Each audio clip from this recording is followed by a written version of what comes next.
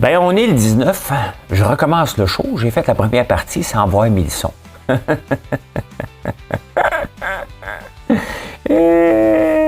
Vive les vacances au diable. Est-ce que nous sommes la Grèce du Nord? J'aime mieux en rire, si vous voulez que je fasse. Hein? Est-ce que nous sommes rendus à la Grèce du Nord? Ben, il fait blanc ici. C'est blanc en Grèce. Ben, on est la Grèce. C'est une règle de 3. Une règle de 3. Le Canada qui est géré par Dumb and Dumber. Qui est le Dumber? Qui est Dumb? Hein? On va jaser de ça. Tiens, il y en a une nouvelle qui veut se présenter à la mairie de Montréal. Elle s'appelle Laurence Lavigne Lalonde. Le Mont-Saint-Anne, on pompe 50 millions là-dedans. Ben oui. Des huiles essentielles, je vais vous dire que c'est naturel. Je vais vous dire pourquoi. Lyon trichait. Vous surpris? Tout le monde a triché dans Lyon. Tout le monde a pigé hein, dans le pot de bonbons. Et il n'y en a resté rien après ça pour le dernier qui est arrivé, que tout le monde est égal. Ben, c'est ça. Guzzo va être démantelé, mais pas ces cinémas, ils sont rentables. Je vais vous dire pourquoi ils sont rentables. En finance, à part le Bitcoin et XRP, c'est assez tranquille. L'effet Trump à la bourse. Y a-t-il un effet Trump vraiment à la bourse? Il y a un effet Tesla. Trump, je vais vous montrer des graphiques qui ne mentent pas. Fort de la SPDQ, j'ai oublié de vous en parler hier. L'inflation. Honda et Nissan, quand même, ils veulent se mettre ensemble. Quand même, et Nissan, ils cherchent toujours comme un partenaire. Il n'était pas avec Chrysler à un moment donné, où il y avait le même... c'est Carlos Tavares. Il était qui, lui? Il s'occupait comme de 2 entreprises en même temps. Là, j'étais un peu perdu. Rapidement, dans les insolites, j'en ai 4, mais il y en a un qui va vous faire sourire. Une girafe et les pentes abruptes. Qu'est-ce qui... What can go wrong?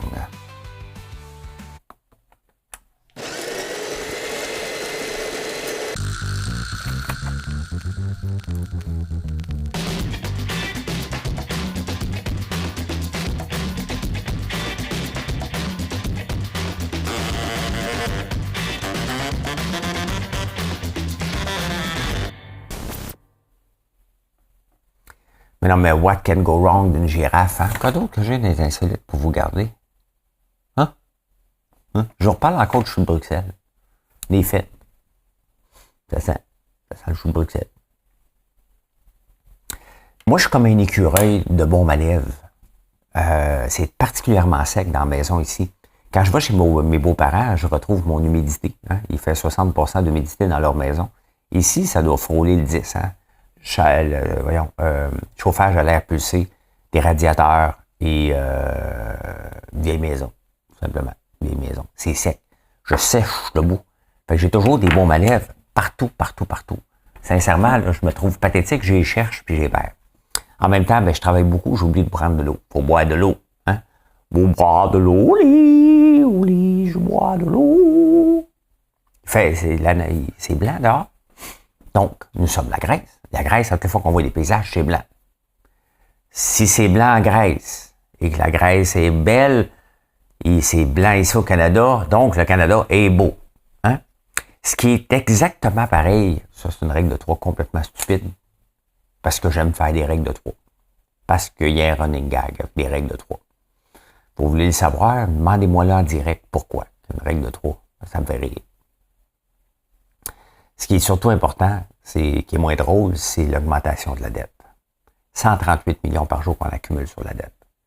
Ça, là, c'est la génération du futur. C'est la génération actuelle qui est obligée d'endetter pour vivre. C'est là qu'on est rendu. 62 milliards de dettes. Dominique Leblanc, le nouveau président des VP Finances. VP. Ministre des Finances. Ministre des Finances, c'est même pas c'est quoi la dette accumulée. Pas important. C'est pas important ces chiffres-là pour Trudeau. Hein? Autant que la dette a explosé sur Trudeau, ben regardez aussi ce que déplosé, invente des mots, implosé, le dollar canadien. Voici la trajectoire du dollar canadien qui est maintenant à 69,81. Il va peut-être remonter un petit peu en haut de 70, là, mais on ne le verra pas avant un bon bout en haut de 70. Il y a du travail à faire maintenant. C'est ça, Trudeau. Hein? C'est ça. On pompe de l'argent, on n'est pas plus productif et on descend vers le bas. C'est ça, les années Trudeau. Le prochain gouvernement va avoir une belle vie. Là. Eux, ça a coupé partout, puis on va lui dire oui. C'est même pas de l'austérité, c'est juste de ramener. Sortez-moi pas le mot austérité, là. On est géré en ce moment par Dumb and Dumber, Jack Mincing et Trudeau. Un qui a flairé la bonne affaire parce que c'est un opportuniste, Jack Minting, et Trudeau qui veut juste regarder au pouvoir pour je sais pas trop quoi, être plus dépensé que son père, rester plus longtemps que son père. Tu sais, des fois, on veut que nos enfants fassent nos rêves. Lui, il veut peut-être faire le rêve de son père, je sais pas, là. En passant, je fais pas les rêves de... J'utilise pas mes enfants pour faire mes rêves, là. Ben c'est ça. $1 à 69 cents. Dumb and Dumber. Pendant ce temps-là, le Bloc québécois qui sert à rien. Hein? L'état actuel des choses, le Bloc québécois aurait pu résoudre ça. Mais il est arrivé avec des demandes complètement farfelues. Il aurait pu le défaire là à l'automne. On ne serait pas rendu là, là. À faire rire de nous autres à tous les jours. Encore Trump aurait de Christophe Freeland. Tu sais, parce que là, tout le monde dit, ah ouais, OK, Christophe Freeland, elle s'est fait tirer l'herbe sous le pied. Mais elle était surtout pas bonne aussi, là. Hein, là, on prend sa défense parce que Trudeau était méchant. Mais elle était pas bonne. Elle aussi est responsable du déficit parce qu'elle a voulu se satisfaire. Quand tu as une colonne vertébrale, tu dis non. Mettons que je m'en vais en la politique à un moment donné, là. Mettons sous Poilievre. Puis Poilievre me dit, hey, tu vas faire ça, je vais avoir un déficit. Ouais, ça rentre pas dans mes valeurs. Tu vas le faire pareil. Bye. T'en vas. Quand tu as une colonne vertébrale, là, tu fais passer ton point, tu discutes. À un moment donné, c'est lui le boss, il n'y a pas de problème. Mais à un moment donné, si ça va contre tes valeurs, faut que tu t'en ailles. C'est comme ça. Puis des fois, on n'est même pas obligé de le faire dans la chicane. Tu te lèves, tu dis, m'en vais m'occuper de ma famille.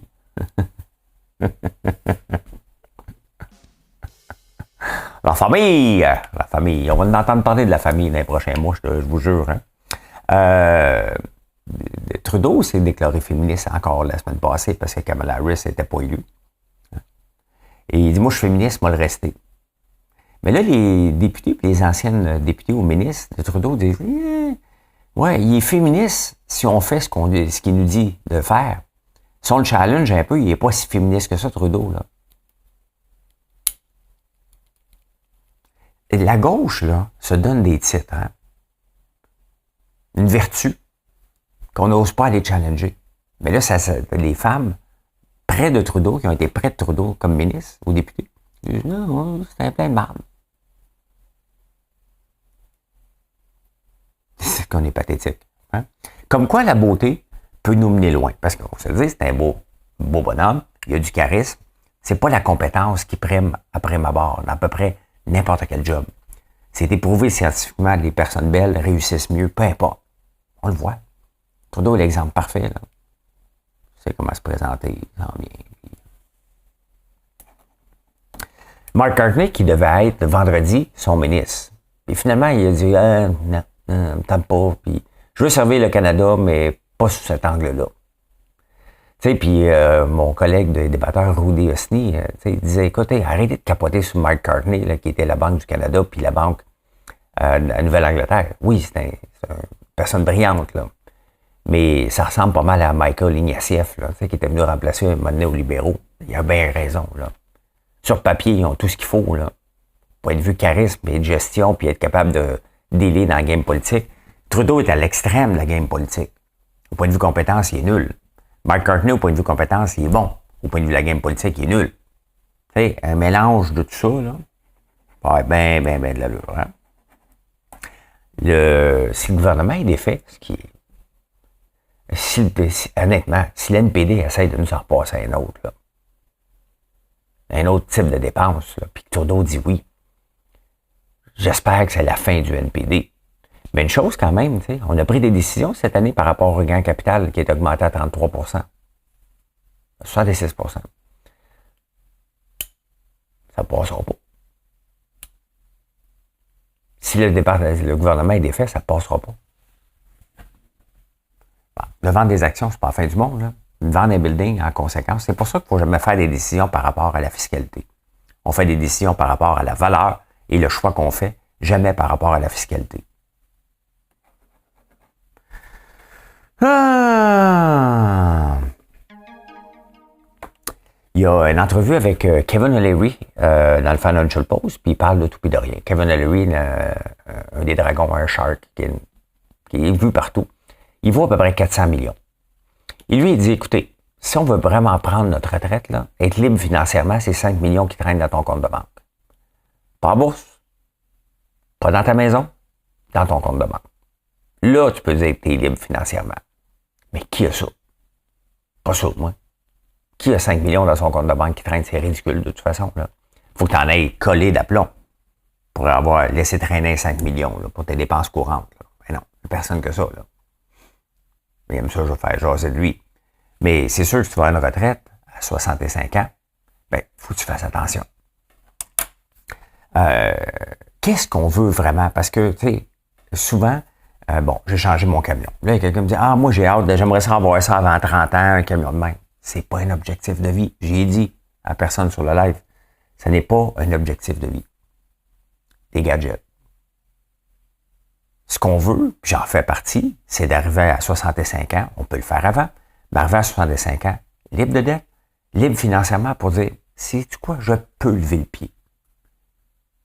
La vie est longue. Lever le pied à 40 ans, j'ai essayé, c'était trop jeune. Mais à 65 ans, qui est dans 8 ans pour moi, je trouve ça normal. De moment donné, de dire, regarde, c'est bien beau avoir les pédales au fond, mais je vais prendre du temps pour aller faire une cure de yoga au Tibet. Une cure de silence en faisant du yoga. Je vais faire ça un jour, riez pas. Oui, je vais être capable. Je vais être capable. Je vais être capable. Je vais être capable. Mais non, mais j'aimerais ça. Mais j'irai pas une semaine. Je vais commencer ici à Oka, peut-être 2 jours, un week-end. Là. Puis après ça, je verrai si... Mais ce qu'on veut vraiment, c'est la liberté financière. Et ça vient pas en s'achetant des gadgets inutiles. Pas l'oublier, là. À un moment donné, il faut faire rouler l'économie. C'est sûr, c'est là que j'ai fait. J'ai fait rouler l'économie. Vous devriez m'en remercier. Quelqu'un m'a envoyé, puis je nommerai pas.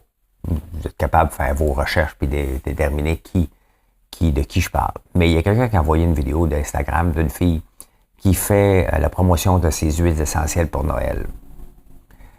En théorie, cette personne-là fait la promotion du bien-être. Mais là, elle est overdress, over-maquillée, et elle dit que les huiles essentielles, ben c'est naturel. T'as pas besoin de le dire. Les huiles essentielles, c'est naturel. Que soit c'est un parfum ou des huiles essentielles. Mais honnêtement, il y a 2-3 m'avoir renvoyé ça, puis je regarde, je me dis, mais pourquoi? C'est comme si je me mettais un habit, cravate, super bien habillé, bien maquillé, bien coiffé, pour vous parler de nos bougies ou mon popcorn. J'ai trouvé ça bizarre, mais il reste, mais en pas trop. Mais en pas trop.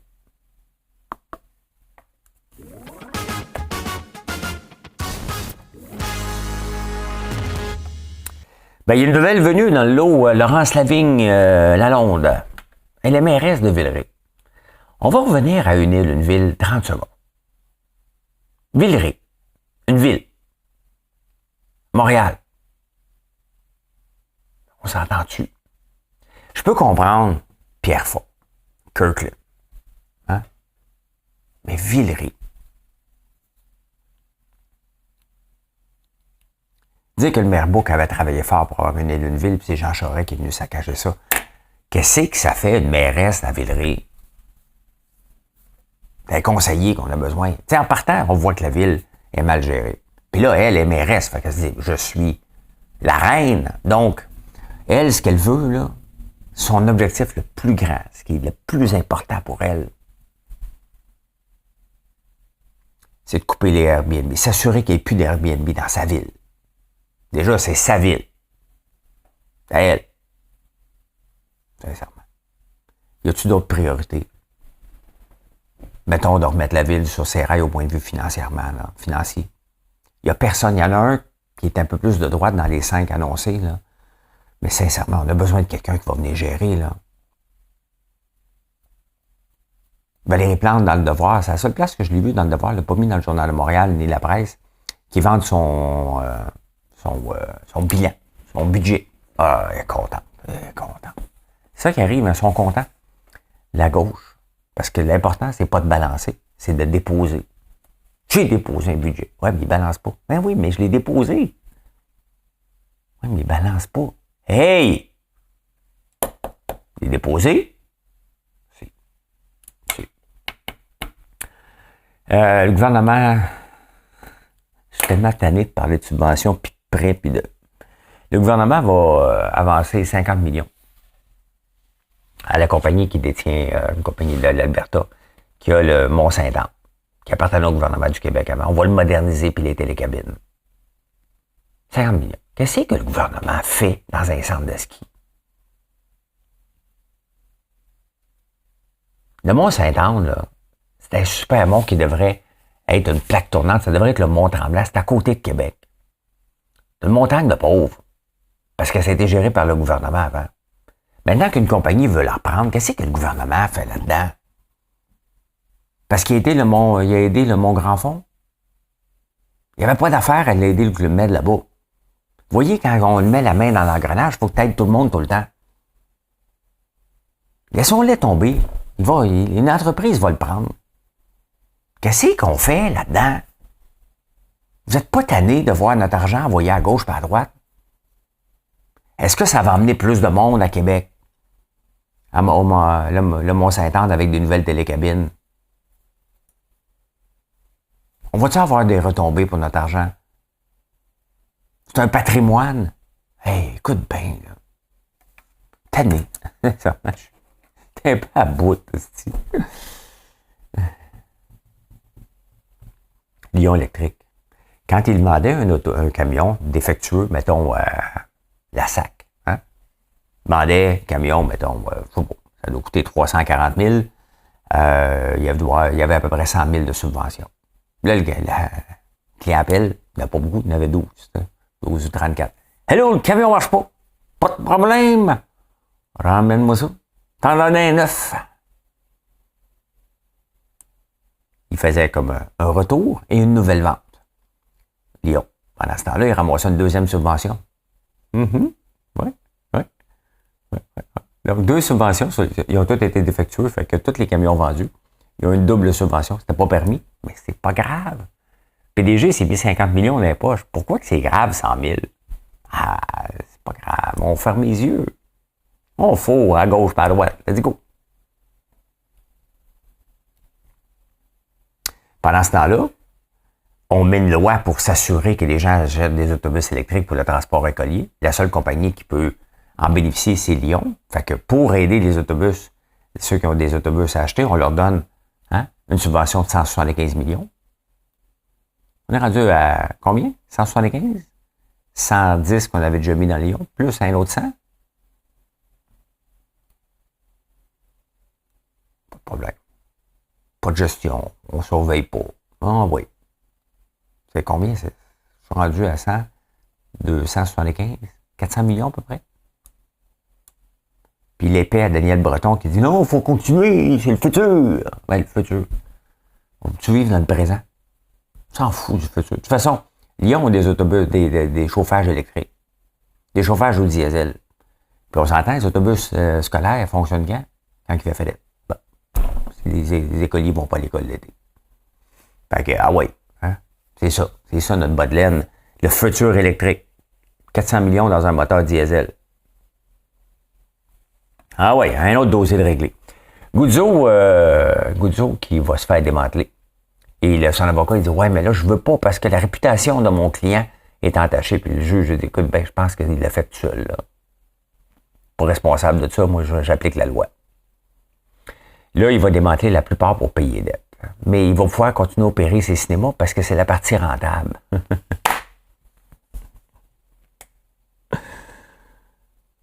Moi aussi, je pourrais faire bien de l'argent, hein, en coupant le chauffage dans le building, en réduisant le salaire des employés, en remettant pas la TPS, les retenues à la source. Cinéma rentable, c'est des taudis, c'est des trous.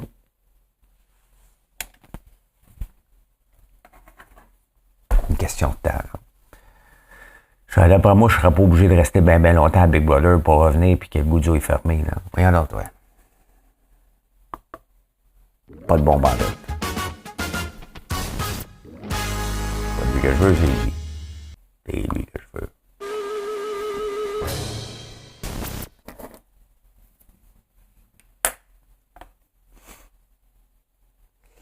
Je vous amène, ça fait longtemps que je n'ai pas été voir les journaux, mais là, je vous amène en 1970. Pour 19 professions, plus de citoyenneté nécessaire. Avant 1970, je ne savais pas que c'était nécessaire d'avoir la citoyenneté canadienne pour travailler. Ils ne disent pas quelle profession, par contre. C'est pas juste d'avoir un résident de permanence où il fallait que tu aies la citoyenneté canadienne qui prend quand même un bout à avoir. Là. Donc, les corporations, toutefois, conservent la permission de juger des équivalences de diplôme des candidats à l'admission. Donc, ils ont le droit d'embaucher, mais les entreprises ont le droit de ne pas les embaucher. Mais il ne dit pas quelle profession. J'aurais aimé ça, mais on peut voir quand même comment on évolue au fil du temps, ou dévolue. Là. Il y a quelqu'un qui m'avait dit ça à un moment donné. Une fille. J'étais jeune, là, dans la 5e année. Elle a fait une joke plate, elle m'avait dit « Tu désévolues, mon pote. » Cette fille-là, l'année passée, elle est à réussi un samedi soir. Elle voulait que je l'aide dans son entreprise. Je l'ai crissé dehors. Elle a réussi. Elle dit allô? Oui. Écoute, il faut que je te parle. OK. Marine est là. Rien à me cacher. Je dis oui. Ben, j'ai mon projet, là. Faut que je t'en parle. Ça presse. Non. Ouais, mais François, on se connaît. Non, je t'ai connu en 5e année. Là. Elle est partie. Elle dit, ben là, j'ai fait 200 km. C'est à toi de pas y faire.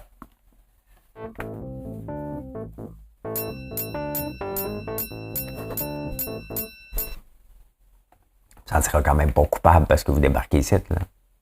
Au contraire, les chances de te faire revirer sont de 110 110 110 Et à part le Bitcoin, parce que là, la crypto était partie en folle, ben, elle est montée, là. Mais à part ça, là, moi, je regarde les autres cryptos qui avaient eu de l'espoir. À un moment donné, j'en ai parlé, des utilités, là, comme mon Dimo, hein, que j'ai dans mon camion Range Rover, qui est du data qu'on permet d'échanger. Donc, c'est des utilités. Mon VPN, le réseau Pocket, quoi d'autre que j'ai aussi, Pre-Search. Donc, ça fait du surplace. Mais on peut le voir que toute la crypto, même Shiba, les mêmes coins, Floki, PP. Donc, regardez toutes les pentes descendantes. Hein. À un moment donné, il y a eu l'euphorie, mais il reste que c'est encore basé sur rien. Le Bitcoin commence à être basé sur une réserve, comme l'or, qui ne sert à rien d'autre que des réserves. Hein. Puis se maquiller un petit peu, mettez-moi un Bitcoin dans le front, là, avec une chaîne, puis ça va faire la même affaire. Là. Mais, tu sais, à part le Bitcoin, puis... il y en a une couple quand même des niveaux 1, donc des plateformes. Hein? Phantom, pas la plateforme que l'arnaque a fait. Avax, qui fait, lui aussi a descendu, mais moins. XRP, votre préféré, qui veut monter, qui veut décoller. Hein? Vous m'en parlez tout le temps. J'en ai pas, je pense pas en acheter un jour. Mais tant mieux si ça monte à 1000$. C'est pas parce que j'y crois pas, c'est que je suis pas ça, tout simplement. Donc, si ça monte à 1000 puis vous en avez, écoutez, je suis fier, content pour vous. C'est pas comme j'aurais donc dû. Je ne sais pas, j'investis pas de nouvel argent dans la crypto, tout simplement. Parce qu'il reste que ça reste du vent un peu. T'sais. Donc, est-ce que ça va fonctionner? XRP, ça va être utilisé? Est-ce que ça va être légalisé? Il y a une passe d'argent peut-être à faire. Moi, l'analyser, moi, le regarder avec vous, mais j'en mettrai pas, tout simplement. Et si j'en mettais, pour ne pas vous influencer, parce que vous m'en parlez tellement que je vous en parlerai pas. Normalement, je parle la plupart de mes placements. En crypto, je suis plus frileux parce que vous pensez tous qu'on va acheter le prochain Bitcoin et je ne veux pas vous influencer. Donc, j'en parlerai pas. Regardez l'effet Trump. Hein? Trump est bon pour la bourse. Trump est bon pour si Trump est... hein? La bourse sous Trump, ben regardez, ça fait 9 jours maintenant que la bulle... elle est éclatée, là, que Trump, ben, il ne fait pas de miracle, il ne fait pas faire des profits aux entreprises aussi facilement que ça. Tu sais, c'est facile de dire, je suis bon pour la bourse, mais la bourse est gérée par les profits des entreprises. Et regardez, ça fait 9 jours maintenant que la bourse de Dow Jones descend. C'est la dernière fois que c'était comme ça, c'était en 1978, ce qui fait longtemps. 9 jours de descente. quand même, hein? C'est pas rien, mais c'est sain. C'est ça qu'on veut. Regardez le S&P 500. Ça fait 12 jours en ligne, le S&P 500, que il se maintient, là, lui, là. Mais ça fait 12 jours qu'il y a plus de perdants dans le S&P 500 que de gagnants. Les gagnants, ils gagnent en tabarnouche. Là. Broadcom a gagné, là, solide. Là. Il a aidé à peu près tous les indices, le Nasdaq 100, et d'ailleurs, le Nasdaq, lui, il monte. Il monte parce que la techno, elle est forte. Mais le reste, hein, on s'en va vers le bas. Et c'est ce qu'on veut dans un marché qui est équilibré, de se calmer à l'occasion. Donc, ces 9 journées-là, quand même qu'on aurait pas pour aujourd'hui de, je sais pas moi, 500 points à bourse, ça ferait du bien. Mais ça a permis d'éliminer. Il y a eu United Health qui a affecté beaucoup, le président qui s'est fait tirer dessus, qui a affecté beaucoup aussi les titres d'assurance et de banque, hein, dans le fond. Dow Jones s'est réglé, S&P 500, plus de perdants que de gagnants. Il y a une nouvelle quand même qui risque de faire un grand changement dans l'automobile. C'est vraiment les merges. On va en voir de plus en plus parce que là, les entreprises doivent... Tesla prend de plus en plus de place. BYD mondial prend de plus en plus de place. Et des joueurs comme Honda, Nissan, Mitsubishi qui appartient à Nissan aussi, sont comme laissés de côté. Hein? Après les années 80, ils ont dominé le monde un peu comme les Chinois essaient de dominer. Là, voyez-vous beaucoup d'Honda? Est-ce qu'il y a quelqu'un qui achète un Honda et qui le met sur les réseaux sociaux et dit « Si, j'ai acheté un Honda. » C'est plus la marque que c'était avant. Nissan non plus. Donc, les autres, ils regardent ça et ils disent « Regarde, on va se merger. On va se mettre ensemble. Ça va faire un groupe majeur. » Et justement, ils veulent se mettre ensemble pour compétitionner Tesla. Parce que Tesla, vous êtes globalement tombé sur la tête.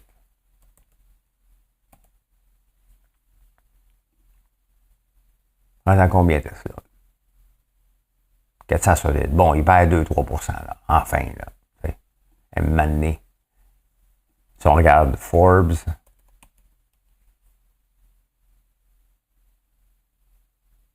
billionnaire liste, il est rendu à combien, notre ami Elon Musk, juste pour le fun? Hier, il a pris juste 10 milliards. Ouais, il est encore, c'est pas tout à fait à jour. Il est à 464 millions. Pauvre petit gars. Pauvre petit gars. Hein? Mais ouais, ça va être intéressant de voir comment il va s'appeler. Chrysler s'est renommé Stellantis, un mot qu'on ne retient pas pantoute. En tout cas, pour moi. Pour moi, pantoute. Je vous amène maintenant, hier, j'ai oublié de vous parler Ford, je l'avais marqué. Ford, pourquoi je vous parle de Ford un petit peu plus dernièrement, c'est que la Caisse de dépôt a fait un gros investissement cet été là-dessus, puis disant, c'est le futur Ford, hein? Regardez, depuis l'investissement de la Caisse, au mois de juin, ça valait 10 piastres, 12 piastres. Regardez-le descendre, et Ford est sur une pente descendante. Ça n'a pas de bon sens que la Caisse de dépôt ait mis de l'argent là-dedans. Ford s'en va en restructuration, comme GM, comme Chrysler. Regardez, Honda et Nissan viennent de se merger. Qu'est-ce qu'ils ont pensé? Ils ont pensé vraiment sur un horizon de... Si on pense que nos placements doivent doubler aux 7 ans, vous pensez que Ford va doubler dans les 7 prochaines années? Quelle est la technologie qu'ils ont en ce moment pour compétitionner contre les autos électriques? Parce que dans 10 ans, ça n'a de rien, c'est dans 11 ans, même le 1er janvier, donc dans 10 ans, on va devoir ils ne pourront plus vendre de voitures électriques. Quels sont les grands autos? Le Ford Lightning, le 150 qui est mis de côté, alors que c'est un vendeur de pick-up Ford. Si on regarde depuis toujours Ford, donc si on regarde en 1996, Ford valait le prix qu'il vaut aujourd'hui, donc il faut reculer en 1995. Il y a eu un spike là, à un moment donné, mais ça c'était dans l'an 2000, ça a descendu. Ford fait du surplace. Vous pensez sincèrement, vous autres, là, qui n'êtes pas des investisseurs qui gagnent, peut-être que vous en êtes plusieurs parmi vous qui gagnez votre vie comme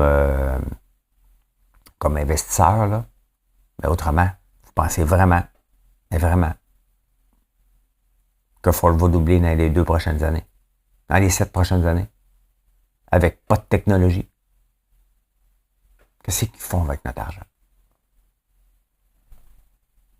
L'inflation est à 1,9 %, donc la prochaine, on vient d'avoir une baisse de taux. La prochaine rencontre, c'est le 29 janvier. Est-ce qu'on va avoir une autre baisse de taux drastique? Ben, c'est assez évident. De 0,25 ou de 0,5, je pense qu'on peut s'aligner sur 0,5.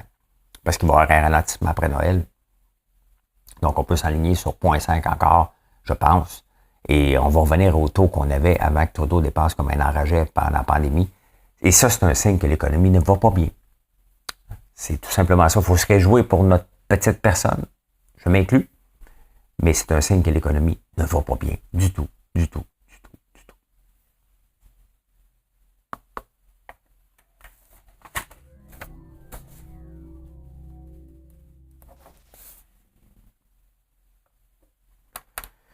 Christophe Freeland était supposé avoir un livre qui sort sur elle en février. Hein?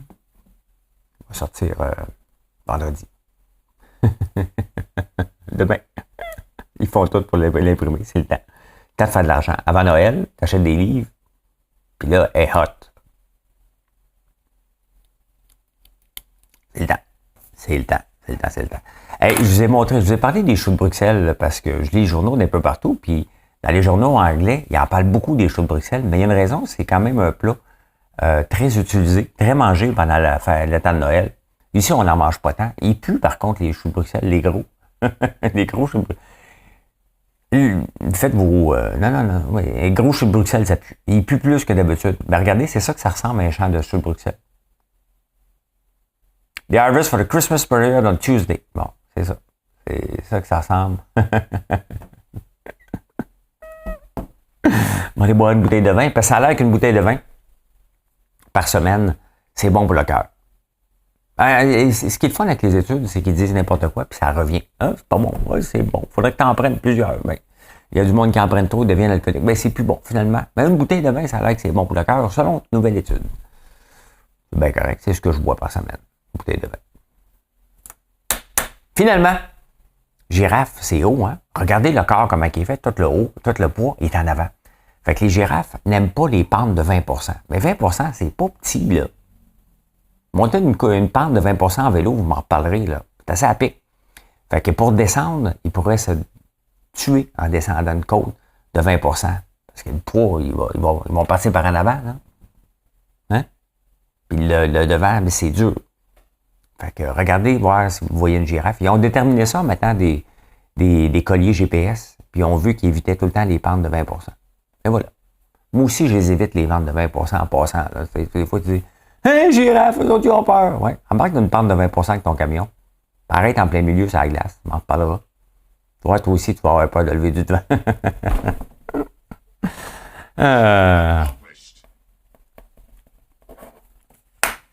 Merci d'être là. Je vous souhaite une excellente journée. Bye. Venez nous voir, excusez-moi, françoislambert.one.